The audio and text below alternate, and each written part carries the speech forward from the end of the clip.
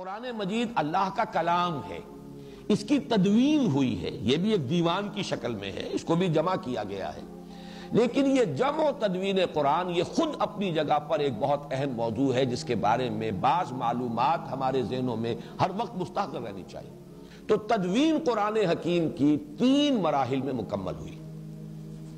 پہلی تدوین حضور کی اپنی حیات طیبہ میں ہو گئی، لیکن وہ تدوین کس شکل میں تھی؟ صورتیں معین ہو گئیں، صورتوں کی ترتیب معین ہو گئی، کتابی شکل میں قرآن حضور کی حیات طیبہ تک موجود نہیں تھا۔ لوگوں کے پاس مختلف حصوں پر لکھا ہوا قرآن تھا۔ یہ اونٹ کے شانے کی ہڈی اسکیپولا بڑی چوڑی سی ہوتی ہے، عموماً اس پر لکھتے تھے، یا کولے کی ہڈی یہ بھی چوڑی ہوتی ہے، اس کے اوپر لکھتے تھے، یا یہ ہے کہ یہ اس کی چونکہ ربز جو ہے بڑی چوڑی ہوتی ہیں، ان ربز کے اوپر لکھتے تھے۔ بہت شاذ لوگوں کے پاس کاغذ کہاں تھا، کاغذ اس زمانے میں، کپڑا البتہ زیادہ دستیاب تھا، کپڑے پر بھی لکھا جاتا تھا۔ اس طریقے سے پتھروں پر لکھتے تھے، چھوٹے چھوٹے پتھروں پر بھی آیتیں لکھ لیتے تھے۔ تو یہ لکھا ہوا جو معاملہ ہے، اور یہ نوٹ کر لینا چاہیے، قرآن کا معاملہ جو میں نے کل بھی بحث کی تھی، یہ قول ہے، اِنَّهُ لَقَوْلُ رَسُولٍ کریم۔ یہ لکھی ہوئی شکل میں حضور کو نہ دیا گیا، نہ حضور نے لکھی ہوئی شکل میں امت کو دیا۔ حضور کو بھی یہ پڑھایا ہے، سَنُقْرِئُكَ فَلَا تَنْسَىٰ، ہم پڑھائیں گے آپ کو پھر آپ بھولیں گے نہیں، حضور کو پڑھایا گیا۔ یہ گویا کہ قول جبرائیل اور پھر قول محمد بن کر لوگوں کے سامنے آیا ہے صلی اللہ علیہ وسلم۔ جبرائیل سے حضور نے سنا اور حضور سے صحابہ نے سنا۔ تو اصل میں تو قرآن کی بنیاد جو ہے وہ پڑھی جانے والی شے ہے، یہ لکھی جانے والی شے اصلاً نہیں تھی، لکھی گئی ہے، حضور کے زمانے میں لکھی گئی ہے، اور حضور نے اسی لیے یہ حکم بھی دے دیا تھا، لا تکتبوا عنی الا القرآن۔ احادیث کو منع کیا تھا کہ میری باتوں کو ابھی مت لکھو، گڑبڑ ہو جائے گا کہیں، قرآن مجید ہی کو لکھو صرف۔ لیکن یہ لکھنا جو ہے اصل نہیں ہے، اصل قرآن حضور کے سینے میں جمع کیا اللہ نے، اور پھر صحابہ کے سینے میں جمع کر دیا محمد الرسول اللہ صلی اللہ علیہ وسلم نے۔ وہ منہ سے منہ کو گیا ہے، قول سے قول کی شکل میں گیا ہے، لوگوں نے سیکھا ہے حضور کے دہن مبارک سے۔ اِنَّهُ لَقَوْلُ رَسُولٍ کریم، جس پر میں کل گفتگو کر چکا ہوں۔ بہرحال لکھا ہوا قرآن بھی تھا، لیکن کتابی شکل میں نہیں، جمع شدہ شکل میں نہیں۔ جمع شدہ شکل میں صرف سینوں میں تھا، حفاظ کو یاد تھا، انہیں یاد تھا قرآن اس ترتیب کے ساتھ ہے۔ اور اس کے لیے سب سے بڑی دلیل یہ ہے کہ ہمیں روایات ملتی ہیں صحیح کہ ہر رمضان مبارک میں جتنا قرآن اس وقت تک نازل ہو چکا ہوتا تھا، حضور اور حضرت جبرائیل جیسے کہ ہمارے ہاں بھی رمضان مبارک کے آنے سے پہلے دورہ کرتے ہیں حفاظ، حافظ سناتا ہے دوسرا سنتا ہے، تاکہ یہ کہ تراویح میں سنانے کے لیے تازہ ہو جائے۔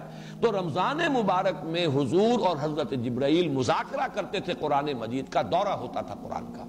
اور آخری رمضان مبارک جو آپ کی حیات طیبہ کا ہے، اس میں پورے قرآن کا 2 مرتبہ دورہ کیا ہے محمد الرسول اللہ صلی اللہ علیہ وسلم نے حضرت جبرائیل سے۔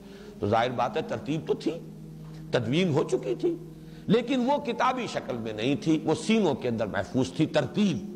ویسے لکھی ہوئی مختلف صورتیں، مختلف آیتیں لوگوں کے پاس مختلف چیزوں پر موجود تھیں۔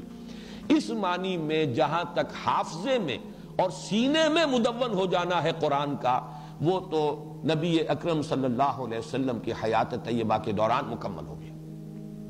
دوسرا مرحلہ آیا ہے اس کا حضرت ابو بکر رضی اللہ تعالیٰ عنہ کے عہد خلافت میں، جب جنگیں ہوئی ہیں مرتدین سے اور مانعین زکوٰۃ سے، اور جنگ یمامہ میں تو بہت بڑی تعداد میں صحابہ شہید ہوئے ہیں، بہت بڑی جنگ تھی، خوریس جنگ تھی، اور اس میں بڑی کثیر تعداد میں حفاظ قرآن شہید ہو گئے۔ اب ایک تشویش پیدا ہوئی کہ اس قرآن کو اب جمع کر لینا چاہیے کتابی شکل کے اندر، ما بین الدفتین یا دفتیین، اس کو جمع کر لینا چاہیے۔ اس پر پھر حضرت عمر کے دل میں سب سے پہلے یہ خیال آیا۔ حضرت عمر نے حضرت ابو بکر سے کہا، وہ بڑے متردد رہے، میں کیسے کروں، جو کام حضور نے نہیں کیا وہ میں کیسے کروں؟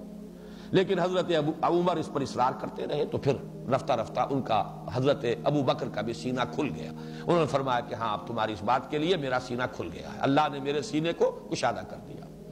اس کے بعد اب جن صحابہ پر یہ بوجھ ڈالا کہ حضرت زید بن ثابت جو حضور کے زمانے میں بھی کاتب وحی تھے، لکھتے تھے، چند آپ کے صحابہ تھے کہ جو خاص اس کام کے اوپر مامور بھی تھے، وحی آتی تھی تو وہ لکھتے تھے، اور ان میں حضرت زید بن ثابت جو ہیں بہت معروف ہیں۔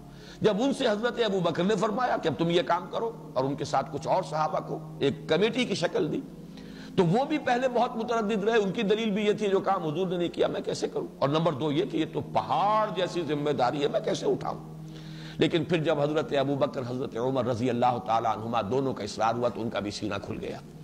پھر اس کو پھر اب صحابہ کرام سے جس کے پاس جو بھی لکھی ہوئی شکل میں تھیں ان سے لے کر، اور پھر یہ کہ مختلف شہادتیں اور حفاظ کی مدد سے اب اس کو ایک کتاب کی شکل میں مرتب کر لیا گیا حضرت ابو بکر کے زمانے میں۔